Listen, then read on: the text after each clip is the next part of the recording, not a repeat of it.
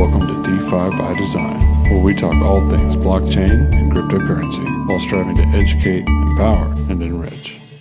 It's your boy Andy, and welcome back to the DeFi Slate YouTube channel. Smash the like button on this video, that really helps us out, and sit back and enjoy the content. Thank you very much. What's going on, y'all? Welcome back to the DeFi by Design podcast, episode 54 here after a long week in Lisbon. And I mean, that was probably one of the best weeks of my life at the Ethereum conference. We met so many incredible builders. The absolute scene of Lisbon is just, I mean, Rob's got a huge smile on his face. Like, that was just absolutely epic, fully just immersed in builders and culture of, just everything that's happening in DeFi and Web3. It's almost like everyone that we spoke to had just raised some sort of series round, or had just built this, or had just launched this. It was just absolutely amazing to see. And today we had the pleasure of also speaking with an amazing builder in the Web 2 and Web 3 space, Taylor Welch. So we're looking forward to talking about all things wealth creation, Web 3, DeFi, and NFTs. Coming off a Portugal hangover, I'll tell you, there's not much like the Portuguese hangover. Those things hit, but we're alive and well. And I'm gonna pass it over to Rob. How you doing, Rob? Yeah, man. I didn't quite have the Portuguese hangover bug that I think you might have caught, but it was quite a time out there. Had an absolute blast. And it, I guess if I was to sum it up in one word, it'd be inspiring. The city, the people, all the builders, all of the applications coming together, seeing everyone kind of in one place that, we had talked to for quite a while. Getting everyone in one room, the energy was just, it was absolutely inspiring. It was great. Seeing, it really came down to the people and talking to everyone that is building in the space, and all these visionaries of crypto and Web3.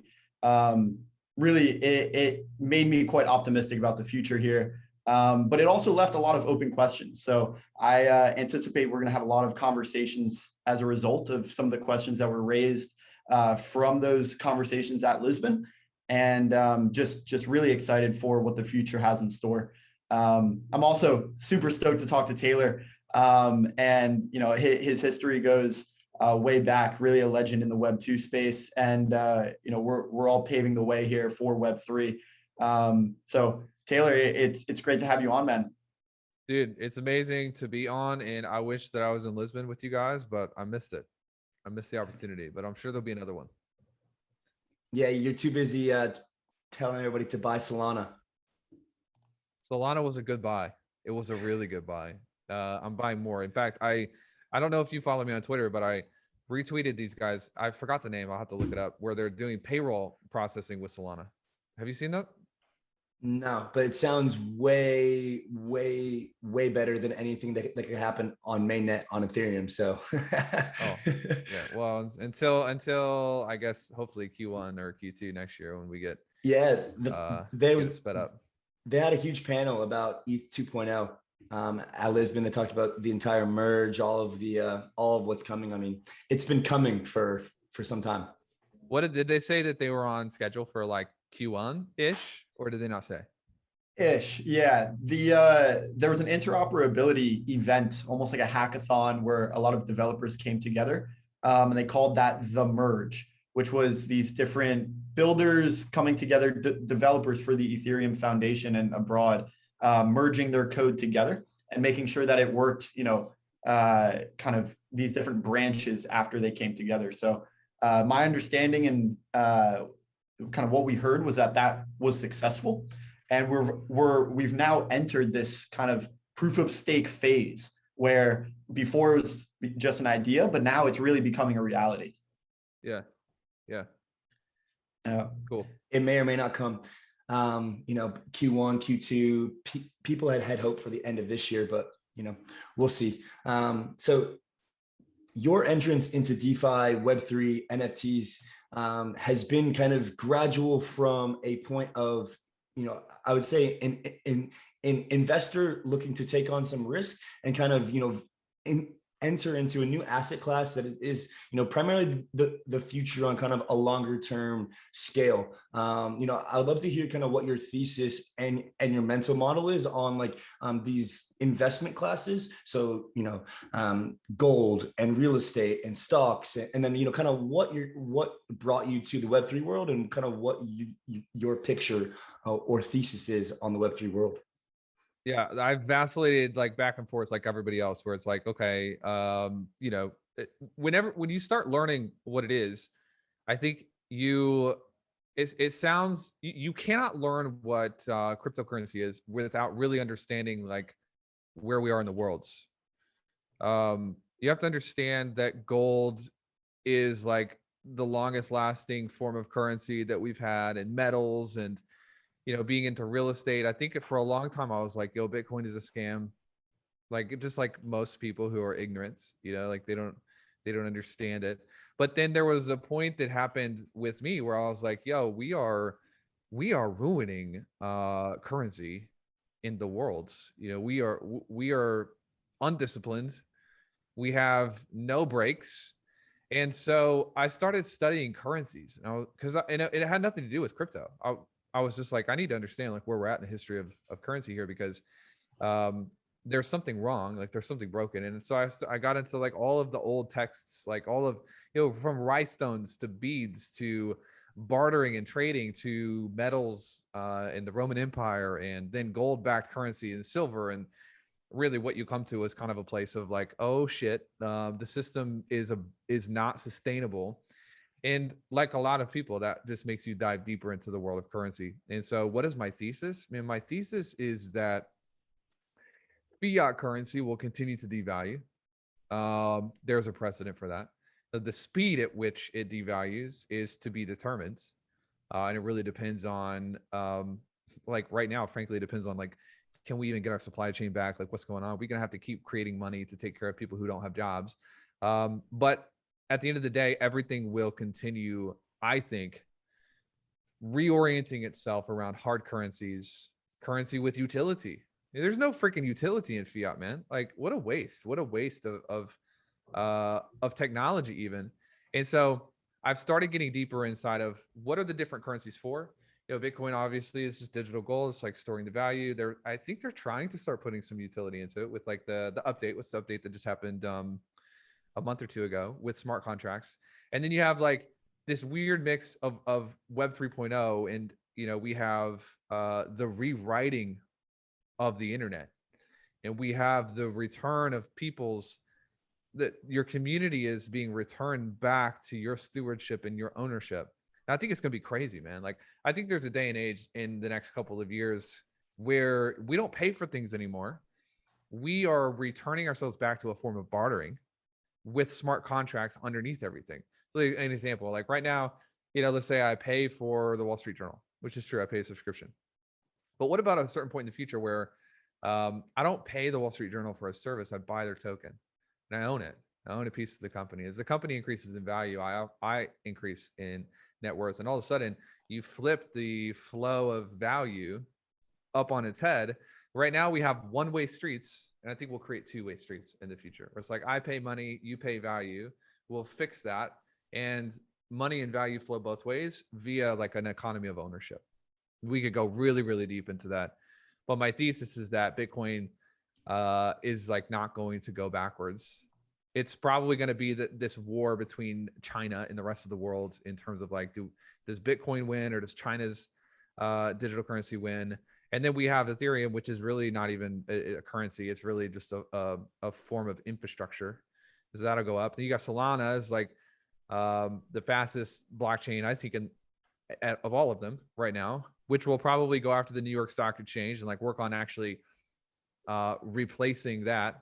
So we just pick a lane and let's go into it, because all of it to me is like, when you really get it, it's like you can't sleep and you can't keep money in your bank account anymore. I just met with my banker today, and I'm supposed to keep 10% of my annual income in the bank. I'm just like, dude, it's trash. I just hate it. He's like, well, where is it? I'm like, dude, it's on a ledger. Yeah, it's on a ledger. Yeah. and it's probably earning quite a bit of yield as well. Which is something that's a really interesting concept to bring to banks into these traditional finances is the yield that we're seeing is obviously a subject of sort of these Ponzi-like games that are played in pool 1 and pool 2s of being an LP in some farms and some positions. But when you boil it down, there are plenty of stable coin yields out there that are just outrageously high. And even the most basic ones on platforms like a Nexo or a Celsius are still outrageous. Obviously, Celsius is like 8% on USDC. Yeah, and on Nexo you get 8% on like ETH as well. And not to mention you can borrow against your assets for tax purposes, and then go ahead and take those borrowed assets and do with that, with as you please, really. You don't have to go super degen long, but you can do other things with that. And I've seen multiple people use DeFi to finance their first home, or or 3-5 homes, right? I mean, you can borrow against your assets and do so much with that. What are your thoughts on DAI? Yeah, so I take it you've seen some of the it's backed by half USDC, stuff like that recently. So Rob, honestly, I want to hear what you have, and I'll kind of tag along. Yeah, the backing from USDC isn't too encouraging. Ultimately, USDC, we wanted to believe that it was kind of backed 1-to-1 with real bank assets. And then we kind of found out that wasn't completely accurate. So when DAI, you found out that DAI is almost backed by USDC as well. Transitive property, DAI isn't backed 1-to-1 by these bank reserves either.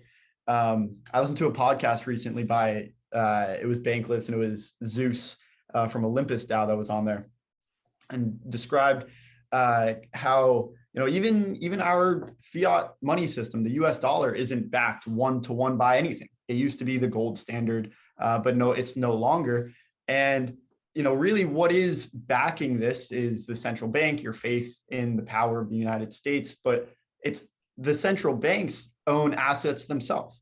So they own treasury bonds and some different financial products as well. So at the end of the day, it's almost like, what is really the basis of fiat or USDC? And it's kind of a shared belief that this peg is going to hold. And you can kind of translate that into, I feel, many different markets, crypto, fiat, and the like.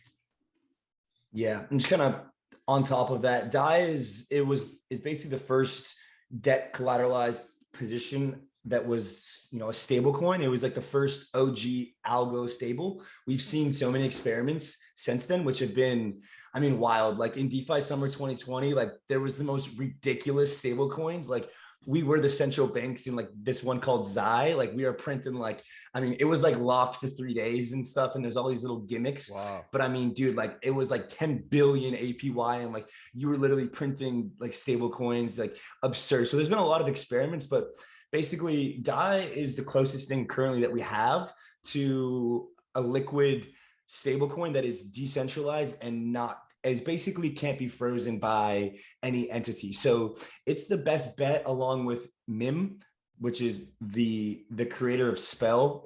You basically lock up your spell and you can mint 𝗵. 𝗵 stands for magic internet money. So in Lisbon, the creator actually talked about that, and it's huge. It's got a $2 billion market cap. We wonder why bankers aren't taking it seriously. It was like, yo, I'm gonna pay you in magic internet money. Yeah, nuts. That's hilarious. Yeah. And it's kept its peg, and it's decentralized, and it doesn't rely on Maker or Ethereum or USDC or anything. Yeah. I have to say that you guys should please record this. Go out and record this and send it to me. Try sitting down with the banker, an institutional banker at one of the big ones, and explain to them a Genesis cyberconk. Just try. Yo, do you guys want to have some of your yield farming in bananas? I like bananas, Dude, the guy's like, I was explaining it to him. He's like, it's a picture of a monkey. I'm like, no, but it earns a yield. It's called bananas. And it's like, that's the point he lost. Like, we can't even recover from it. It's like, and then I have now Bears Deluxe that pay you in honey. It's like, it's such a game, but I think it represents like this legitimate idea of life where like life is kind of a game too. And, but NFTs are like a whole new level of like, yo, we're going to gamify making money. Yeah. So I take it you kind of like the utility and financialization of NFTs rather than just huge, bro. Yeah. Love it. So I got into this world, like you guys saw it, you probably saw it happen. It was like maybe 5 months ago or 4 or 5 months ago. I'm super baby. I'm a baby, man. Like you talk to people like Vaynerchuk and like these hedge fund guys, like, yo, they've been studying this since 2012. I'm a real estate guy and I don't have any time for crypto. I don't have any time. Pictures of a pixelated idiot with a cigarette. Like, what are you talking about? Like, get out of my face. Like, we're going to move on and buy an apartment complex. Like, just don't talk to me. But when I got it, I was like, okay, what we're buying with real estate is a token. And then it was all over. It was literally like, yo, life is like, I've lived a lie my entire life. It's like when you find out you're adopted, like later, you're like, my whole life is a lie. That's it. Like, okay, so I've been buying tokens without crypto, like with no cryptographic signature, which is why I've had to pay a broker, and we have a title and there's mortgage fraud. It's like, yo, I'm done. Like at some point, NFTs and all, like everything inside of the crypto space is going to hit every single facet of life, and it's going to make life better. It's a value add on every level. And so, yeah, I ended up buying like $200,000 worth of NFTs. Didn't really know what I was doing. But luckily I got some good ones. And so we good. Swept some floors. You know? I'm sure you had some smart people helping you out. That's always helpful. Yeah. I have a little syndicate now that just tells me what to buy. Yeah. That little Telegram group is pretty fire. You guys are like, we're like a week or two ahead of you in DeFi Slate, but you guys are like, you're on it. No, I'm just kidding. I'm just kidding. We're just trying to catch up with you guys. We're trying to catch up. The only back to the topic of like, I actually just discovered Celsius like 10 days ago as well. So I just moved a bunch of stuff over there. I'm telling you guys, like we have 7 brands right now. I'm just so busy. Like I have all of this other stuff to do. And so for me, like crypto and NFTs and all of this is like, it's that thing that I want to lay in bed and read about at 10 o'clock at night when I'm supposed to be sleeping. But I'm refreshing to see what the cyberconics floor is, or I'm like reading Bankless or on Bowtide, and I'm obsessed, dude. It's like there's an energy to it that I think once our traditional institutional guys get it, it's game over, man, because it freaking grabs you. It's like, it's the world as it always should have been. You can't go in and manipulate it for personal gain unless you're Elon. Right. But you know what I mean? Like it's just a pure form of it's a pure form of exchanging capital without having to be subservient to a group of people in Washington or CCP or wherever that are going to betray the public for their own personal gain. And I think people latch onto that and they're like, oh, this is what it's supposed to be. You can tell it when you get it. Yeah, it's transparency into the existing system without any of the smoke and mirrors of the professionalism or the complexities. It is a game, and it's very upfront about that these are almost Ponzi games. They're not Ponzi schemes, but just Ponzi's in the sense that it's a shared belief. And you mentioned just it's belief across these different systems of value that are starting to come together, and I think that's what's really entertaining and really captivating about crypto is there's no smoke and mirrors. It is very upfront about what it is. This is a Ponzi game. It's a decentralized system. We all believe in it. And really, at the end of the day, it's a market. It is a game similar to a lot of the other shared games that we play. 100%. Yeah, definitely. So. I like the equal playing field, unequal results of Bowtide Bull. They often have that, in their writings, and I mean it's true. I mean we were just in Lisbon, and you realize that everything's global. You know, you realize that these folks in Germany have the same opportunity and the same playing field as, you know, as you do. You have a computer, you have a Wi-Fi, you have a MetaMask, you know, you're part of it. Yeah, it really takes it to the next level. And so there's probably like 4 main sectors of the game right now that are like popular. And it's cool that, you know, coming from 2017, there was really like one main game. It was like you're buying altcoins on like exchanges that were like low caps, and then basically pumping them through Twitter. Like that was the primary game. Like there wasn't NFTs, there wasn't DAOs, there wasn't social tokens, there was nothing. It was just very much so like pumps, and you know, you got in on pre-sales, and that was kind of the game. But now we're seeing DAOs, NFTs, yield farming, and DeFi. Like I said, some of the social token stuff. You got arbitrage, you got all sorts of dexes and stuff. So yeah, I'm curious what you are most interested in as far as your, you know, your brain work. So I clearly you're very into the you know, crunching the numbers of real estate, Taylor. So is the yield farming and kind of the APYs and the APRs, and you know, is that extremely interesting to you, or is it the NFTs or the DAOs, or is it all of it? You know, kind of what is the most, you know, interesting for you? I'm super into like NFT utility right now, because I think that's going to change all of like what I'm known for inside of like what I used to be known for in terms of TF and the consulting space. Like now we're branching into like, we've got real estate names and brands and things like that, but it's going to change consulting. It's going to change information. It's going to change like, why sell a mastermind when you can sell an NFT? Yeah. So how'd that go? So what was the max bid on that NFT that you just dropped? So I published, and explain to us, yeah, what it was. Yeah. Too. So I've got a guy. So we're doing this for Market Movers, which is one of the political brands, but it's like going to be an event pass and access to information. I was like, I told him I'm going to do an NFT and call it like a lifetime pass, and everything that I ever create, they're going to get access to it forever. And we'll sell it. And then if they get tired of my products or tired of my brand or whatever, they can sell it to somebody different. So we ended up creating it. I put it up on OpenSea, and I was like, oh, let me do this. And then we didn't have a way for, we didn't have it built into the site to actually give them the utility. Like we had a MetaMask thing on there, but dude, none of the LMS systems have like caught up yet. So like none of them have any utility. Like they can't integrate with MetaMask or anything like this. It's basically Discord, and you know, I think that's it. Like I don't even know. Discord. Yeah, just Discord. It's just Discord. Yeah. So I was like, I'm gonna pull it off right now. So I actually ended it because I was like, I'm not gonna hire a staff person to just like go and like verify that someone bought it and then add them to the product and Kajabi or whatever. So we pulled it off. So nobody even like, we had like a couple people bid, but I didn't put a minimum, so it was dumb. It was like 20 grand or something. We'll do it again in the future and we'll see what happens. But I'm thinking it could be pretty cool. Market Movers though is we're putting together an NFT series. There'll be 1,000 of them where people can come to our events. They can get access to all the premium, like the master classes, things like that.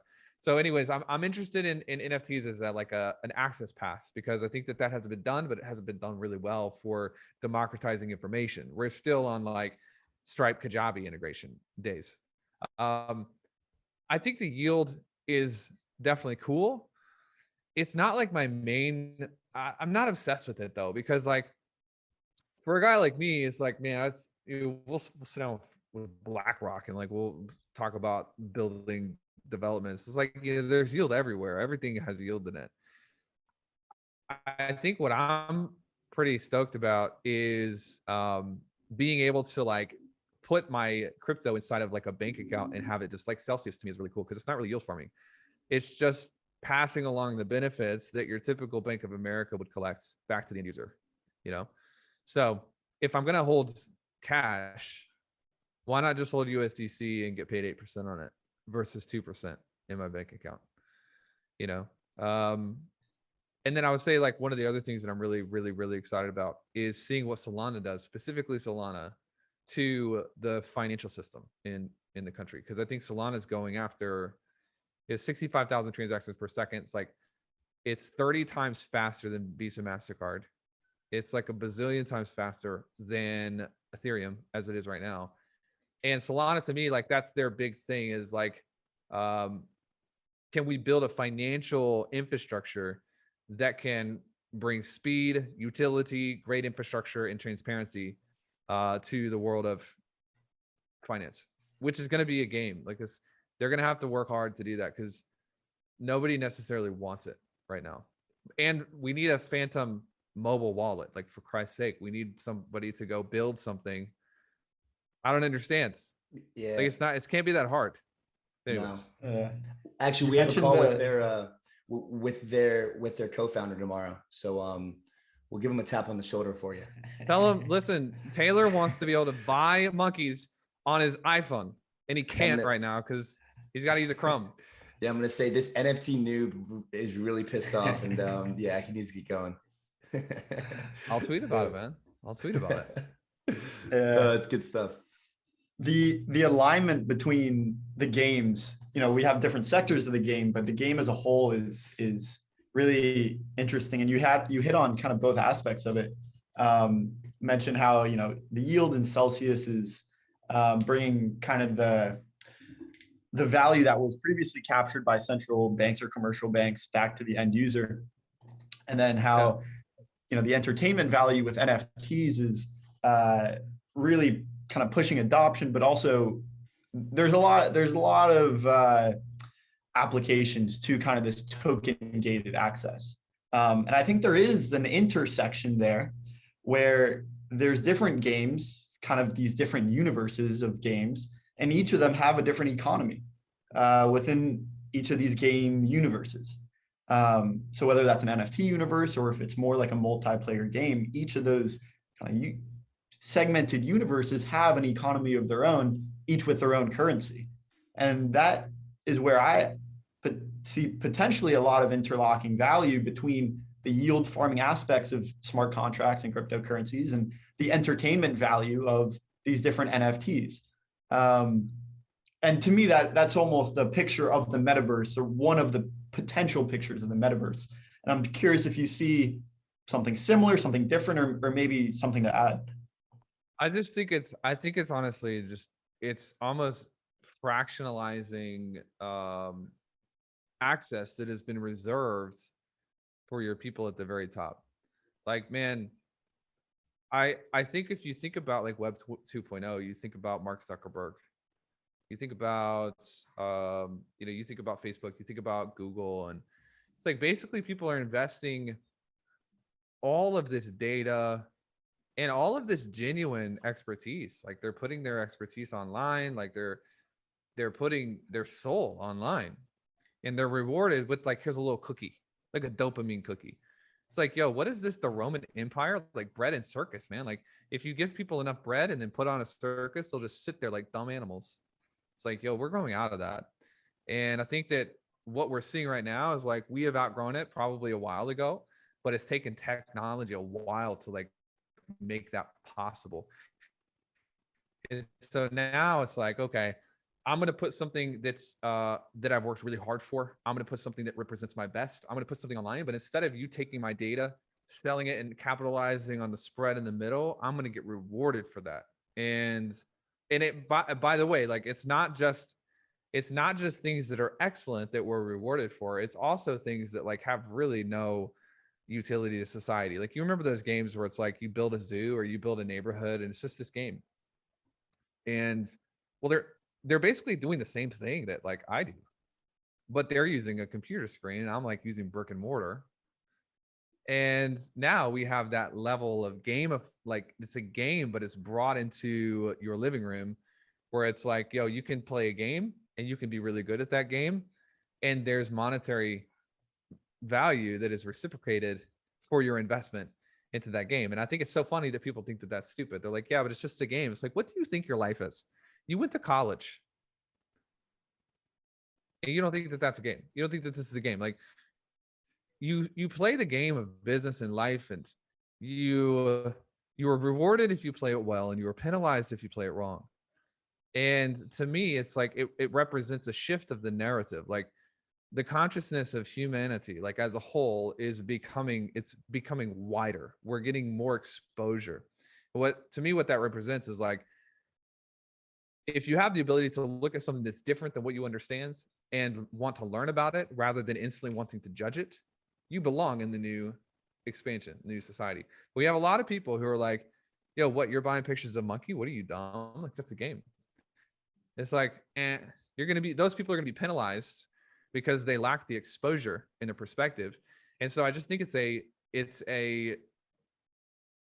gonna be fun to watch your guys on Wall Street who are making more money playing video games at night than they are at their day job. And then what happens to the macro picture from economics as a whole? Like, we're basically at UBI at that point.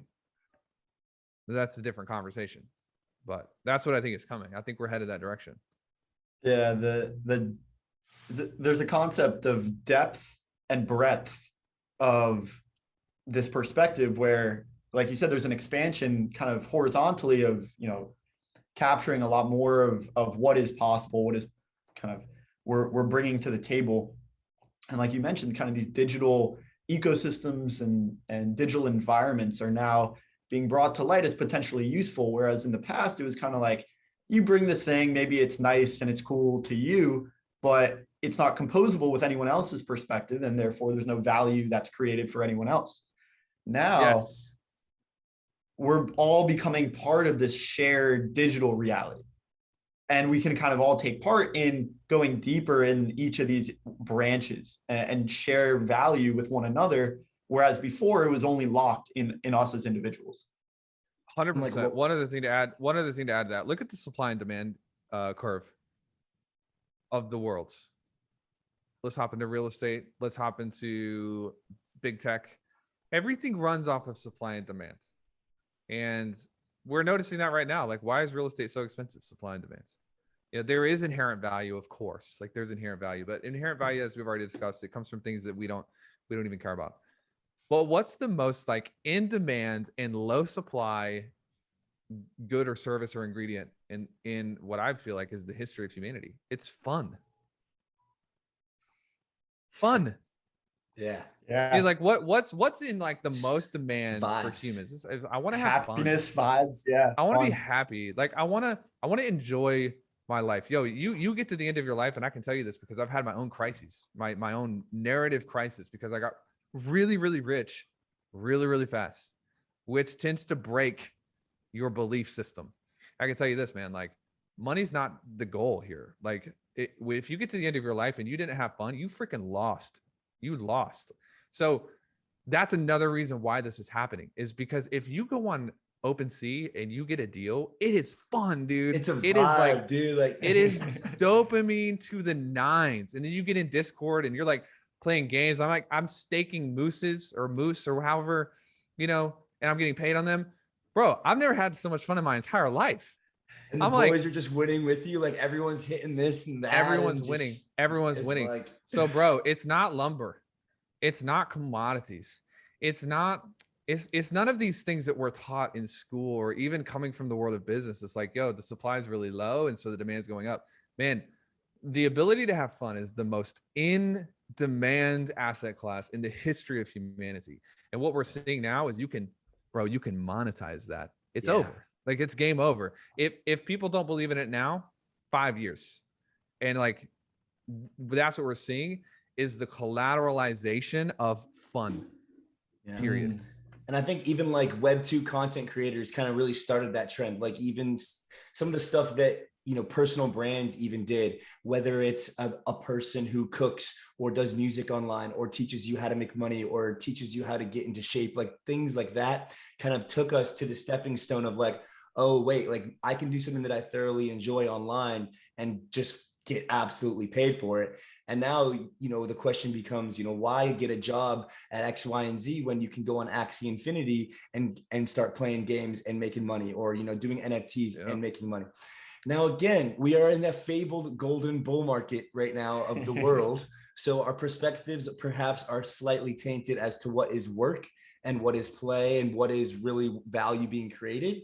However, in the time being, there is that shift that is happening with NFTs, with DeFi, with the internet Web3 culture, that working in Web3 and being in this niche of Twitter and being in Lisbon with all these people, like the vibes and the fun is just, I mean, it is omniscient. It's everywhere. It is it. So, you know, enjoying it while it lasts, and there's always going to be pockets of opportunity to make money and to get rich. So those will always be there. But yeah, truly it's about the community and the vibes, and, you know, having that ability to have fun.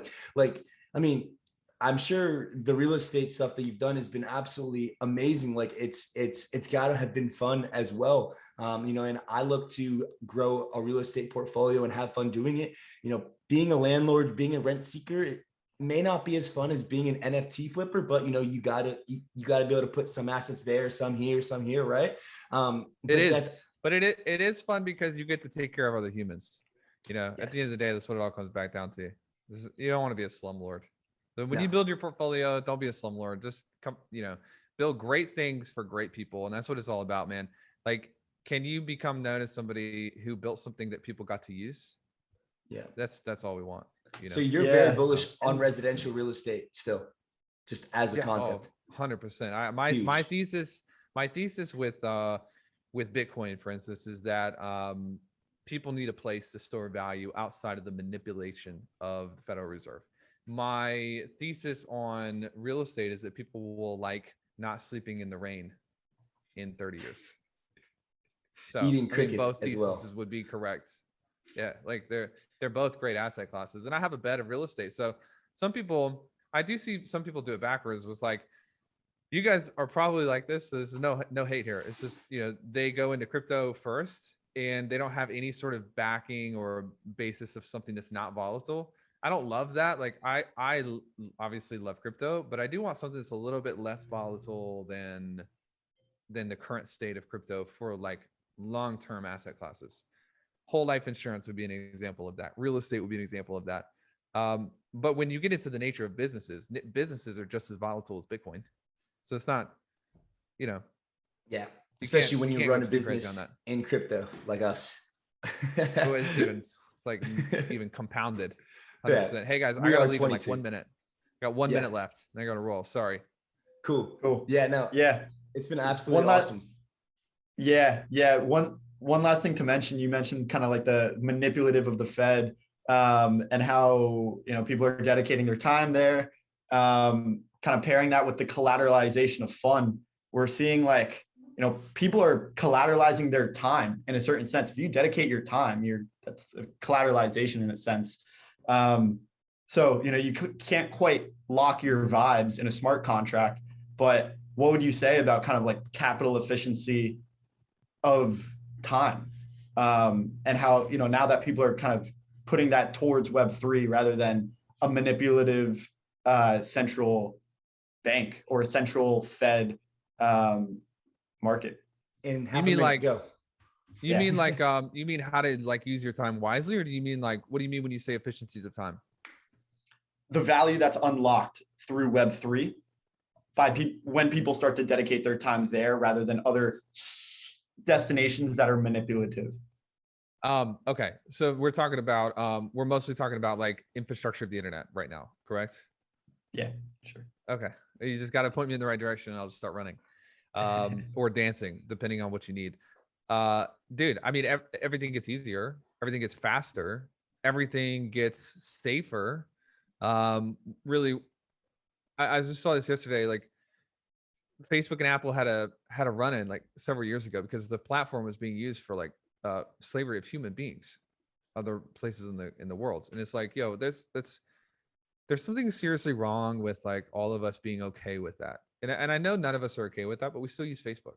And it's like the Web 3.0 will change the structure of how data is collected and stored. We don't need these big warehouses anymore where it's like your data, my data, his data is stored up and then like put for sale to the highest bidder. There's gonna obviously be utility in just your collections. You know, like we can collect and create net worth at the same time. it's hard to, this is the problem that I tell people is like, okay, it's hard to wrap your brain around and talk about something that doesn't have any edges. There's no edges to Web3. It hits everything. It touches every space. And I was like, there are two types of geniuses in the world, and then I'll let you guys go. The first genius is the person who invents the thing, Satoshi, Thomas Edison, Henry Ford. You're like, that's the first kind of genius where it's like they invented the thing, like they invented the telephone. But then the second kind of genius is what I call a use case genius. And they get to come in and they get to say, here's how this invention applies to this area of life and that area of life. And dude, when it comes to use case, I'll explain this to people. I was just in California a few weeks ago and I was explaining about NFTs. These are like really rich businessmen. And you should see their eyes. Like the minute it took me 30 minutes just to explain to them so they understood it. But when you get it, it's like, oh my God, like what in the world? Like how does this not change your life? And then you have to go into the second arduous grunt work of identifying use case. What is the application of this, man? Like, what's the application of not having brokers anymore for anything? No middleman. They're all gone. We don't need them anymore. I mean, how do you explain that to somebody who, especially somebody who is a middleman? So it's like, it's the best ending question for an interview. It's also the hardest ending question where it's like, what are the implications? Anytime I hear someone say, what are the implications of this? I'm like, oh shit, here we go. Like it's going to take Can of worms. But that would be my answer. Awesome. Thanks, Taylor. We really appreciate you coming on and keen to unpack that even further and the rest of the topics we covered. Yeah, man. Sounds good. Thank you guys.